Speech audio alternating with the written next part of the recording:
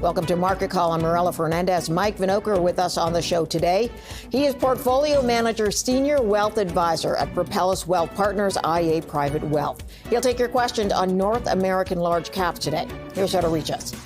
1-855-326-3266. If you would like to give us a call, you can email your questions as well today. marketcall@bnnbloomberg.ca. Thanks for coming in.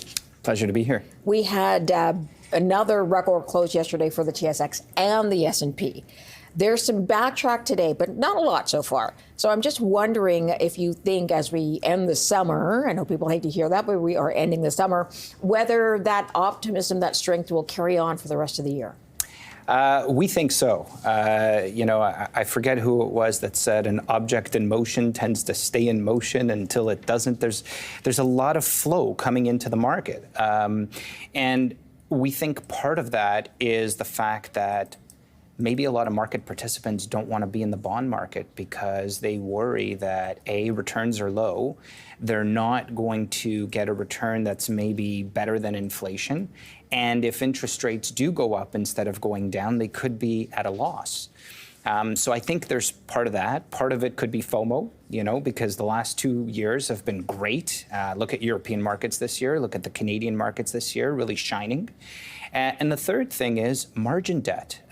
We just took a look at the margin debt in the U.S., and it's almost back to the absolute record levels that we saw in 2021, which was when we had the prior peak when the S&P hit 4,800, and that had that huge correction down below 4,000. So, we are cautiously optimistic. We think in the short term, markets may need a bit of a pullback. We've got PCE numbers coming out tomorrow in the U.S., September 5th, next Friday. We've got the labor report for August. We'll see how the market reacts. And then we're back into earnings season come, October.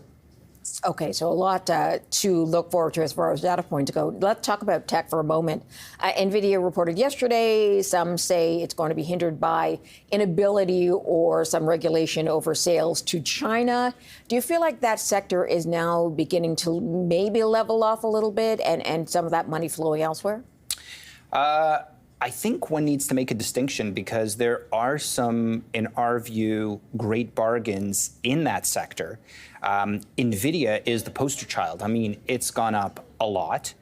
And its valuation, I think the last time I checked, was probably 40 times, forward earnings, which is quite expensive unless you believe that they can sustain the treadmill of that kind of growth.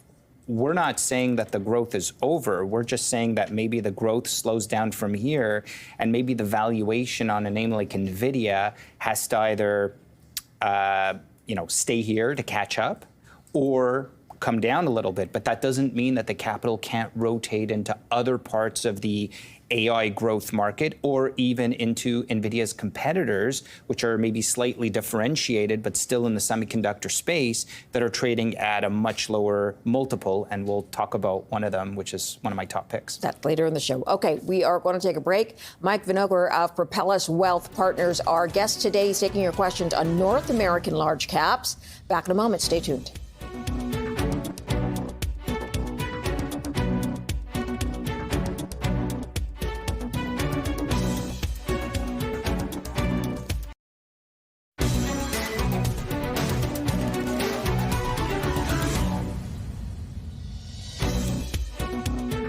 Welcome back to Market Call. Let's go to an email from John to start.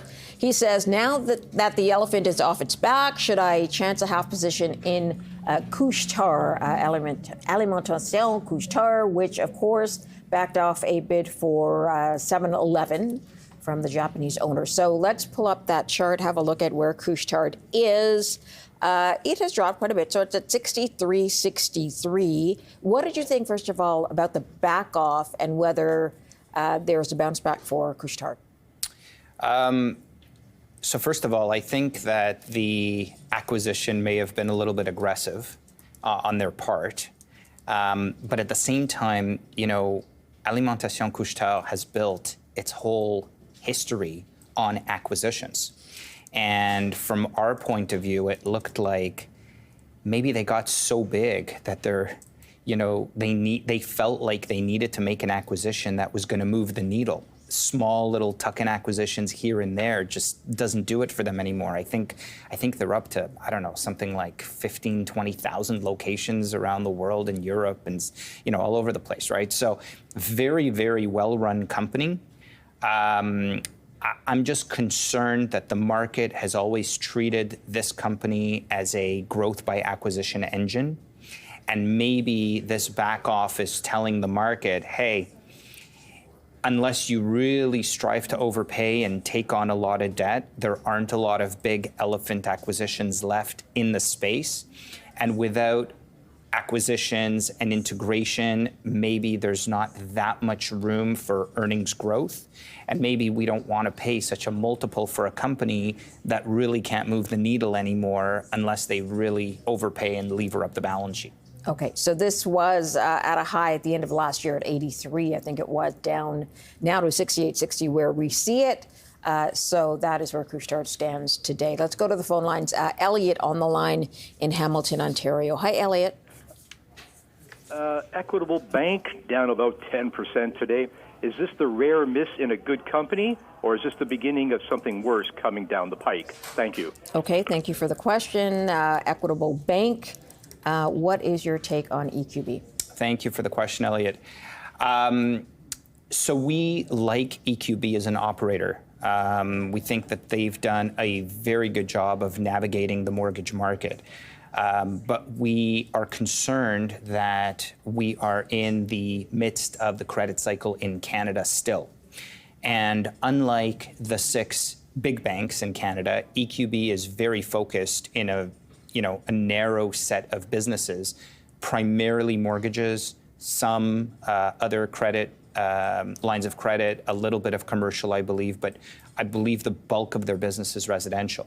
Okay. And with what's happening in the condo market and the slowdown in the housing market in general, and maybe a slowdown in the economy, we're not sure that they have a diverse set of businesses to weather the storm as well as, for example, one of the big 6 banks. Okay. So nothing against the company per se, just I would wait for a better entry point or longer time along the curve of the credit cycle. So the housing market generally has to pick up for their business to pick up. Yeah, because they make money on what's called typically gain on sale accounting, which is they have to underwrite lots of mortgages, right? And we think that there's a slowdown in that sector and a lot more competition. Got it. Okay, let's move on to another caller. This is Carl calling from Toronto. Hi, Carl. Hi, Marella. Thanks for taking my call. Mike, almost 3 months ago, you made Dental Core Holdings a top pick because it looks to have considerable potential. And now, as you know, over that time frame, the markets have done very well, but Dental Core hasn't. So I'm wondering if you could speculate as to why that might be. Are they just waiting for the interest rate to drop? Anyway, I'd appreciate your views at this point now, and are you still a fan of the company going forward? Okay, thank you for the question, Carl. Yeah, Dental Core for the summer anyway, and late spring, sort of moving across rather than moving up. Is this stock you still like? Yes, full disclosure, we still own Dental Corp. I still like the company. I think they're doing really good things. I think that their free cash flow is going to keep escalating. They are the largest in the space in terms of acquisition of dental practices in Canada. They've got a huge pipeline of acquisition. And what I like about the company today is that they generate enough free cash flow in order to organically grow without needing capital markets to go and borrow more. And so that's a great spot to be in because of the valuation. They've initiated a dividend.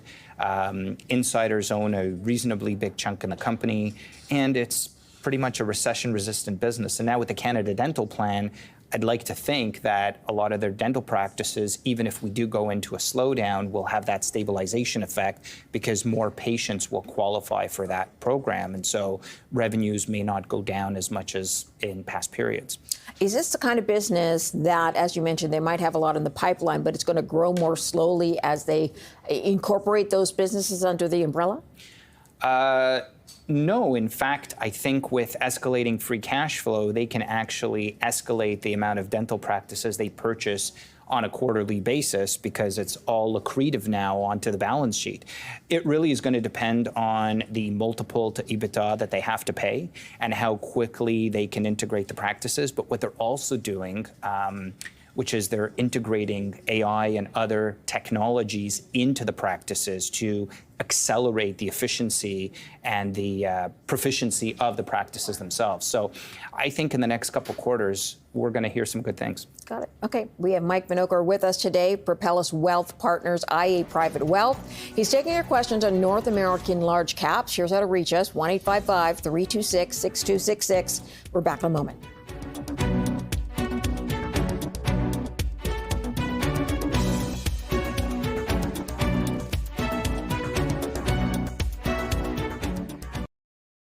Welcome back to Market Call. Thanks for joining us. Going straight to the phones, Dominic's on the line in Montreal. Hi, Dominic. Yes, hello. Thank you for taking my call. Mike, I'm calling to confirm a view on Walmart. My view is that it's overpriced, overvalued. That this it's got a price-earnings ratio in the low to mid 30s, and I wonder how you value this kind of company. Do you base it on price-earnings ratio? Do you use other factors on it? And do you see them actually growing their, into their earnings in the short to medium term? Thank you. Okay, so what metric do you pay attention to for, I'm going to put the Dollaramas and the Walmarts in the same category? Sure. So I think, first of all, you can't just use one metric across all industries necessarily, because some industries are capitalized or financed in very different ways. So we use quite a few different metrics, and we've built out sort of a matrix on different sectors, different industries over time that helps us and allows us to compare companies within different industries. Walmart, thank you for the question, by the way, Dominic. Walmart is one of those iconic brands in which, on the one hand, you could say it's quite expensive, and nobody would say, I don't think anyone would say otherwise. But on the other hand, you look at a Walmart and you say, wow, what a moat. And when you look at their nearest competitor, in our view, Target is not doing well these days. And I wonder, at the margin, how much of the sales is Target's loss Walmart's gain, right? And because Walmart has this scale, efficiency, brand, and even momentum, it could keep going and chugging along. So you have to be very careful when you talk about iconic brands like a Walmart, where they have, one could argue, a fortress moat around the business. It doesn't necessarily have to go down and trade at a much lower multiple. The multiple could stay high for very long because they could just keep buying back stock. I mean, they have free cash flow. Walmart is a very profitable business that doesn't need to go back to the market. Got it. Okay, let's go back to the phone lines. Nazar's on the line in Scarborough. Hi, Nazar. Oh, hi, Marilla. Hi, Mike. May I have your thoughts on Bank of Nova Scotia, please? It just reported, and the stock price has reflected very positively, as have the other banks. Would you continue to hold Bank of Nova Scotia, and do you expect it to grow a little bit more? It has an excellent dividend. Okay. Your thoughts, please. Thanks very much. Thank you for the question. So some of the banks are, Royal Bank, for example, shot up on its results. Scotiabank moving up as well today. Some are wondering, okay, is it time to take some take some profit here? Is there still growth ahead? We'll focus in here on Nova Scotia. Great. So thank you for the call, Nazar. Full disclosure, we own a position in Scotiabank. We like Scotiabank. We really like the new management team, the CEO. You wouldn't have thought that, I mean, I think it was one of the first times ever that I've seen that one of the big six banks brought in an outsider to be at the helm of one of the big six. And I think he's really taken a look at the business and really made a lot of changes over the last couple of years. And I think finally the market is reflecting it in the price. First of all, we like Scotiabank because it's the most diversified of the big six, and they now have a toehold in the U.S. market through their equity participation, I believe, is KeyCorp, in KeyCorp. So you've got, the caller's right, you've got a very nice dividend yield. Their capital ratio, I noticed, I believe when they reported, was it yesterday, went up. So their capital levels I think it was 2 days ago. Or 2 days ago, right, yeah. Yep. So their capital levels are great. Their dividend yield is pretty good. They've got international appeal, and they now have this beachhead in the U.S. to promote further growth. So I would say hold it. I think it's got more growth and more appreciation ahead of it. Got it. We are going to take a quick break. We'll be back with Mike's past picks. That's coming up next.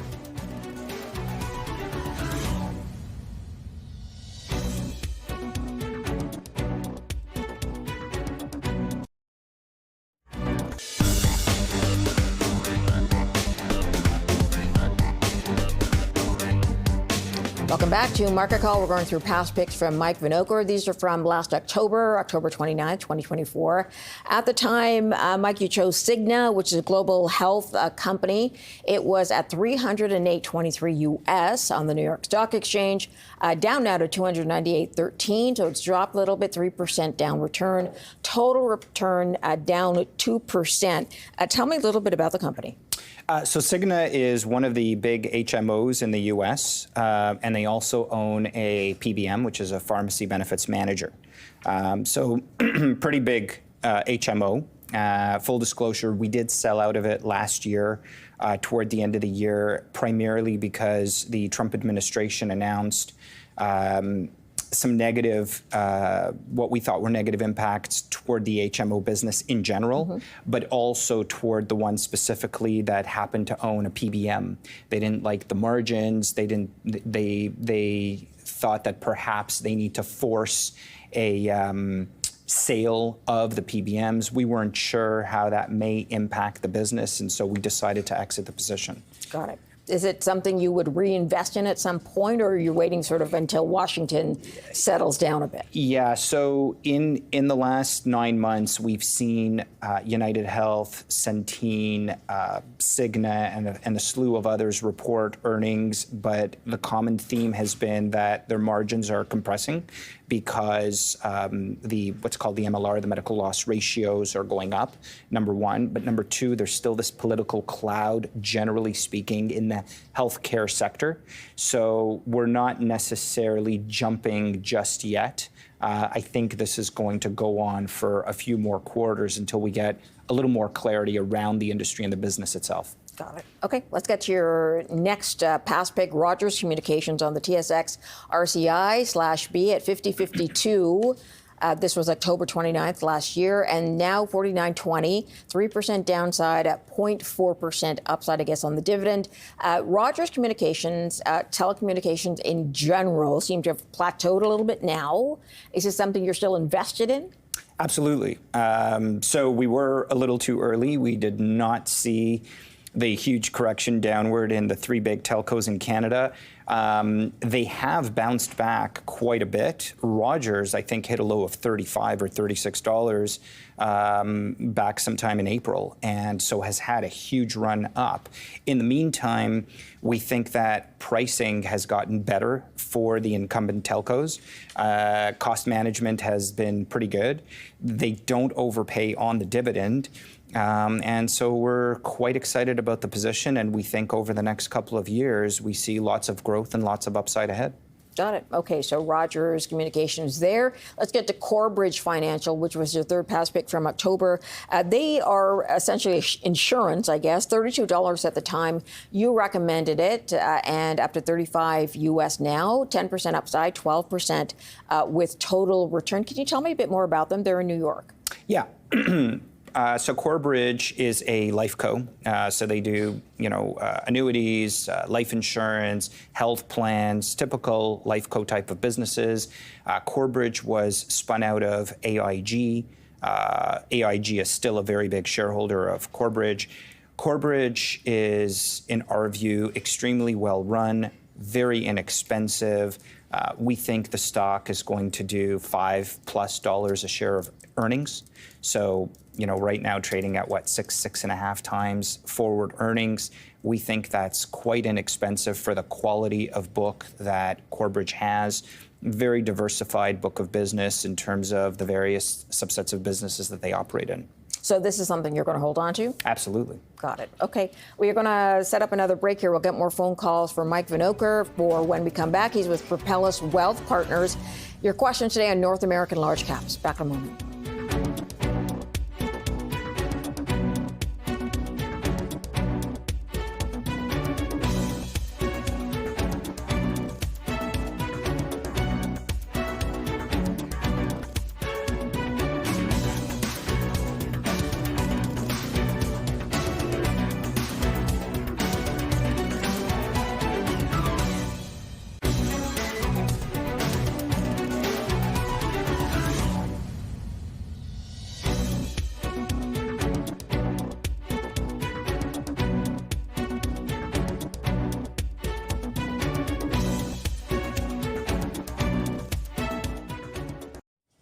Welcome back. Let's go to the phone lines. Tony's on the line. He is calling from Ottawa. Hi, Tony. Hi there. Your thoughts on United Health? Would you initiate a position at these levels? Thanks. Okay, thank you for the question. You touched on sort of the healthcare space and healthcare insurance in the U.S., which is in a tight spot. And United has its own complications, right? Right. So on top of the whole MLR issue, United Health is now being investigated, from my knowledge, by the Department of Justice over certain billing practices or certain non-payment for certain procedures. I think this is going to be sort of like a Wells Fargo scenario where it's going to take a long time. There's going to be clouds hanging over the name. Their medical loss ratio, at the beginning of the year, the company said, I believe, I'm going on recollection, they were going to do about $25 in earnings. Now I saw something about $16 in earnings. Who knows where actual earnings are going to end up by the end of the year. They think they're going to be able to reprice everything into 2026 and earnings are going to miraculously go back up. We'll see. But then they're going to have this whole cloud hanging over them from the DOJ and all of these other things. So I like HMOs in general. It's an insurance business. It reprices, generally speaking, on a year-over-year basis. So that's great. If you're a very long-term holder and you want to take a stab at a name like United Health, I don't think it's going away anytime soon. Close your eyes and look at it 3 to 5 years from now. I think it may be okay. But in the next 1 to 6 quarters, expect a lumpy, bumpy ride. And are there others in the space? I mean, we had talked about Corebridge. Are there others in the space that you would put your money in ahead of United?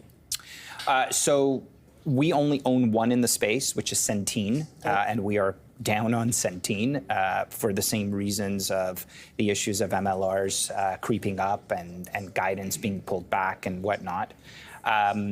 And so I think that we're in a portion of the cycle where these earnings aren't going to come back very quickly. And so we would be holding off for now in putting in new capital into this space. And maybe sometime in 2026, when there's a little bit more clarity from the Trump administration on Medicare, Medicaid payments, adjustments upwards with the inflationary pressures and what's going on, we can revisit. Got it. Okay, let's go back to the phone lines. Taraver is on the line now. He is calling with his question from Arizona. Hi. Hi, Marilla. My question, Mr. Vinokur, is on Canadian National, CNR, the old Hunter Harrison company. We understand it's a duopoly, so it's going to do okay no matter what. But I'm trying to understand the free cash flow metric, because you mentioned that back in January how do we analyze whether it's truly generating free cash flow? Because I looked at over 20 years, free cash flow went up two times, but the revenue went up more than that. That doesn't seem right. Can you explain? Okay, so a good sort of how it works question on sea and rail, also kind of a depressed space for most of the year. What is your take on free cash flow for sea and rail and how it correlates to revenue? Right. Thank you for the call, Trevor, and the question. So we have to remember that the rails are extremely capital-intensive businesses, and there's always a lot of maintenance CapEx on the network, and there's also a rejuvenation period of the locomotives, the trains, and all the other equipment. So the caller is right. Over many years, these companies do generate free cash flow, but it's not huge because they're constantly needing to reinvest. Upgrading maintenance, yeah. Yes. So again, this is a recession-resistant business. There's a duopoly or oligopoly, if you will, so it's not going away by any stretch of the imagination, but for us as value investors, this is not the type of business and not the type of valuation that we get excited about for exactly that reason. You may get a small dividend. I think it yields, 1%, something like that. But it's always been for us a little too expensive on many different metrics. And then, of course, the free cash flow is never abundant and growing to the rates that we like to see. Got it. Okay, so that is the question for sea and rail. We're going to move to an email now from Cash. He says, thoughts on zoomed technologies? My apologies. I thought this was Zoom. Is this Zoom the company that makes the? Okay, so we can go past this one and move on to the next one, which is a phone question from Henry. Hi, Henry. Hello there. Thanks for taking my call. I'm asking about freehold royalties. It's a retirement investment. It has an excellent dividend. It pays it monthly. How safe is that dividend? And do you think that the stock has bottomed out? Thank you. Okay, so thank you for the question. Freehold royalties at $13.45, down a little bit on the year, but let's take a look at what we think about that. So housing, I mean, we have shortages. We've got a depression in some of the housing situations. What's your take on freehold? So thank you for the call, Henry. I'm sorry, this is an oil and natural gas. Yes, yeah. That's right. So Freehold Royalties owns land which other companies, operators go and drill on and then pay Freehold a portion of what they take out of the ground. We love Freehold. We own Freehold for clients. Freehold is run by one of the best management teams, in our view, in the royalty space. It's got a very good balance sheet, very good geographic land, both in Canada and now a more recent expansion in the U.S. They're very conservative with the way that they allocate capital. As the caller mentioned, they have a very good dividend yield. And the benefit here is, if you believe, as we do, that over the next little while oil and gas prices will go up, then this one should perform based on the bump up in drilling activity that you normally see when you have a spike up in the commodity price. Is it an 8% dividend? I wouldn't be surprised if it's somewhere in that range. Got it. So very strong dividend. Okay. Let's get to Sal then. Sal is calling on the line from Vancouver. Hi, Sal. Hi there. Yeah, my question is on Fair Isaac Corporation. It's normally considered a very expensive stock, and it's dropped quite a lot this past year. I was wondering if you think now would be a good entry point, and you see good value in this name looking forward for the next couple of years. Thanks so much. Okay, so Fair Isaac Core right now at 1,447. They're a software solutions company? So they're commonly known as FICO because of your FICO score. Okay. In Canada, we say what's your beacon score or your credit score? Credit. In the US, everybody asks you, what's your FICO because of Fair Isaac. So it's a storied name. It's been around forever. I think they were, if not one of the first, it's basically an oligopoly business in the US. They've got mountains and mountains of data, credit metrics on, consumers, businesses, whatnot. So I can't say anything bad about the company itself because it's an extremely well-run company, very well-run moat profit business. But as a value manager, this one is still expensive for us, even with the drop. And our concern in that space is, how could AI potentially dethrone their moat? And will there be other fintechs that could potentially somehow get at the data that Fair Isaac has always had sort of an advantage to, and sort of, give them a run for their money?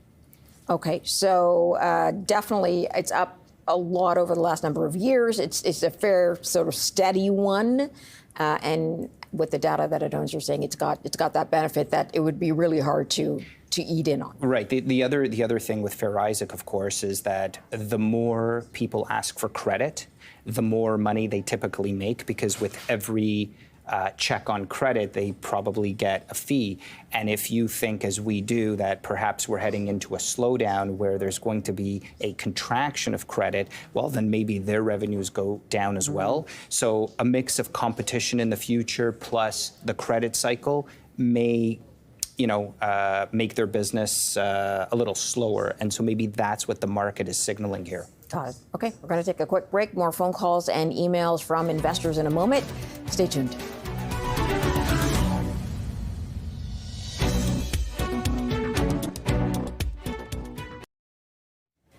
Welcome back. Let's go to the phone lines. Chris has been holding. He's in Hamilton, Ontario. Hi, Chris.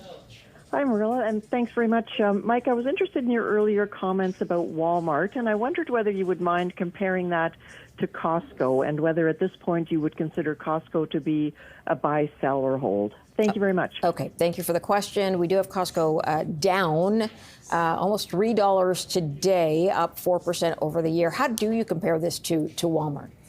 So again, can't say anything about the business itself. What a great operation, steady membership growth, steady store growth build out, but it's a very expensive company. I think the last time I checked, the multiple to earnings was something in the 45 to 47 range.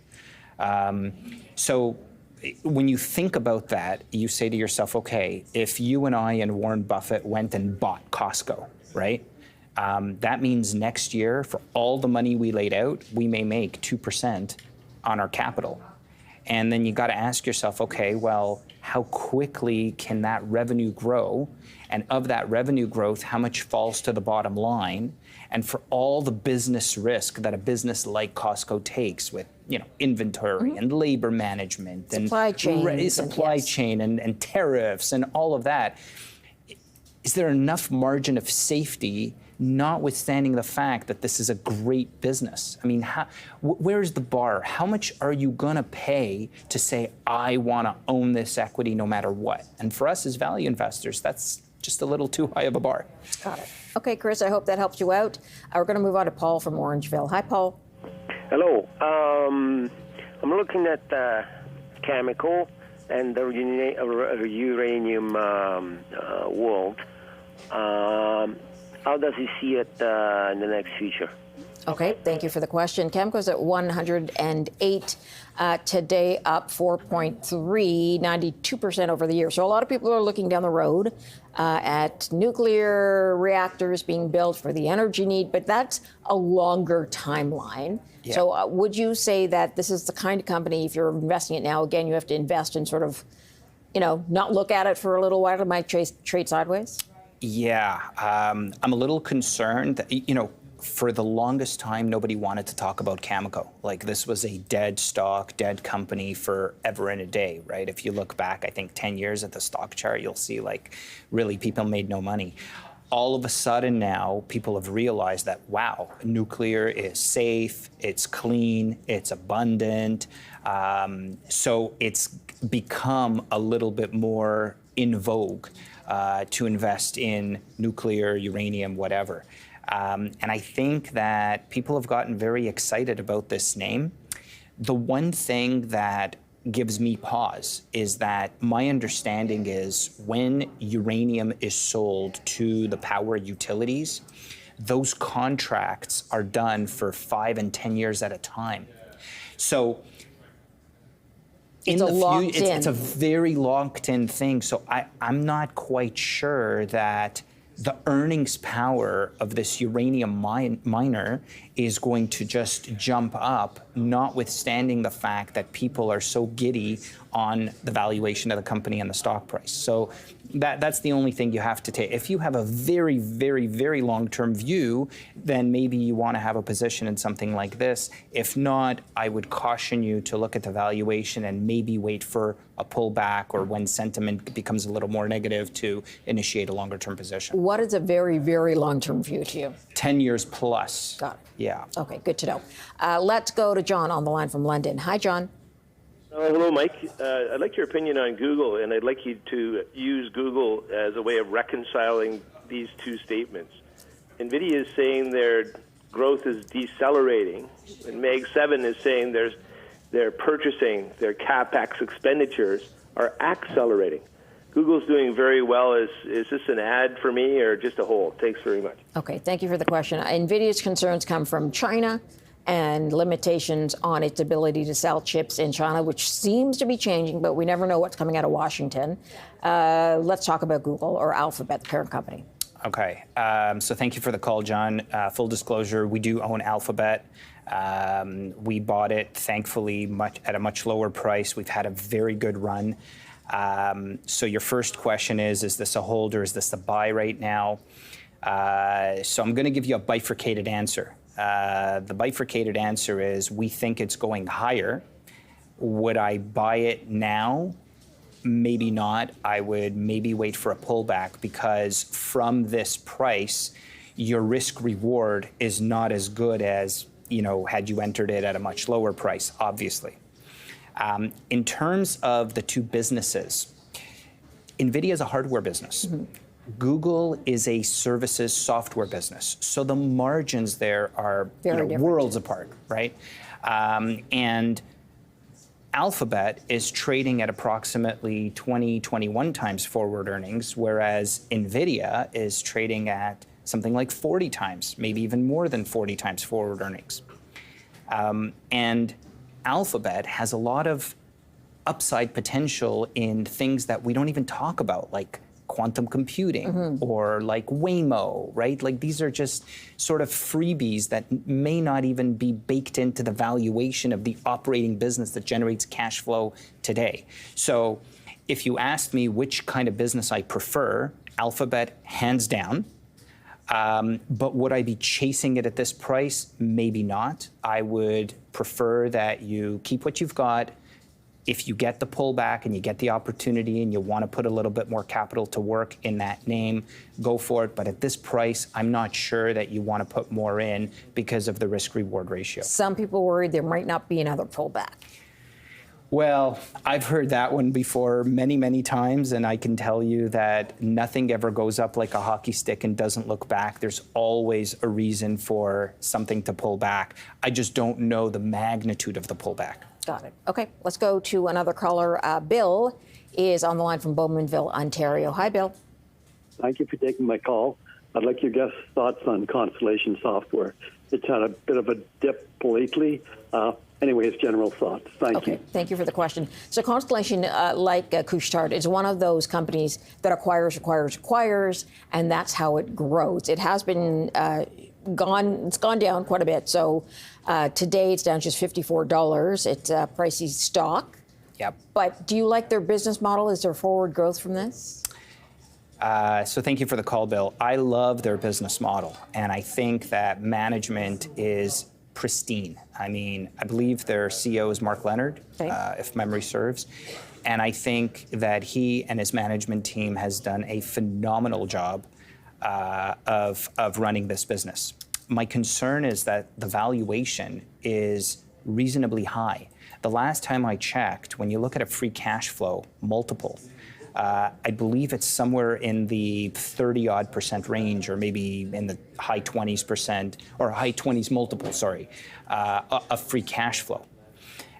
So if you're buying a security at a high 20s free cash flow multiple, it implies a sort of earnings yield to the shareholder of somewhere in the 3 and change percent.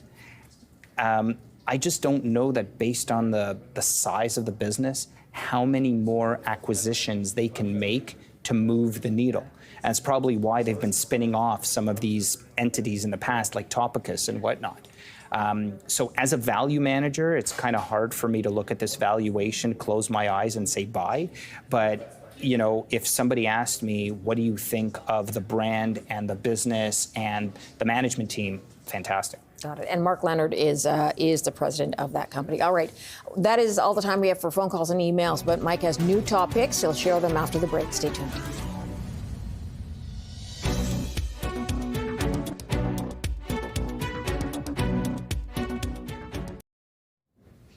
Join us tomorrow on Market Call. Mike Philbrick on the show, CEO of Resolve Asset Management. He'll take your questions on exchange-traded funds, ETFs. Time now for new top picks from Mike. We begin with Russell Metals on the TSX, which does steel and metal services distribution. I'm wondering whether they're affected by steel tariffs, right? Into the U.S., 50%. We have China sort of accused of dumping as well, which makes the situation more complicated. Does that sort of infringe on a distributor like Russell Metals? So you would think that that would be the case, but no, it's not. Because what Russell Metals has done over the last, I'd say, 4 to 5 years, is they've massively expanded their footprint in the U.S.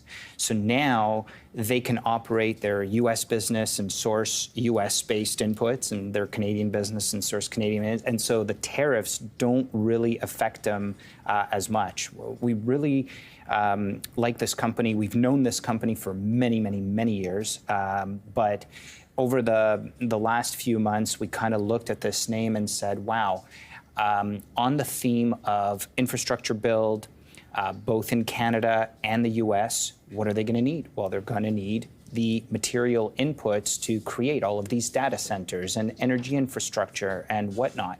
And Russell Metals falls right smack dab into that. They have a fantastic management team. Their capital allocation has been amazing. You get a 4% dividend yield. They have a very solid balance sheet, and they're buying back stock. So we think that they're in the catbird seat to really perform. And what we really liked is the last quarter, the margins actually went up. So we hope that they can sustain that higher level of margin and maybe even increase it through efficiencies going forward. Got it. Okay, let's get to your next topic, which is Micron on the NASDAQ, also in the semiconductor space. And you were talking a little bit about some of the leaders in the space and that it might be time to look at others. And in that way, you are looking at Micron. Right. So Micron doesn't necessarily compete directly with NVIDIA, but they're very strong in the DRAM and NAND market, which is, memory, right? And what impressed us about Micron is literally, I think it was 2 weeks ago, they came in with a mid-quarter update, which said, oh, by the way, this coming quarter, we're not going to make this much. We're going to make 10, 15% more than we guided to. So, when a company comes out and says that mid-quarter in an industry where people are worried about a slowdown, you look at the valuation compared to its peers and you say, wow, this equity is trading much cheaper than, other equities in the same space. Is it going to get a re-rating by the market when the market wakes up and says, wow, why is this thing trading so cheaply? So we're quite excited about participating in the AI build-out, but through a different name, let's say, other than an NVIDIA.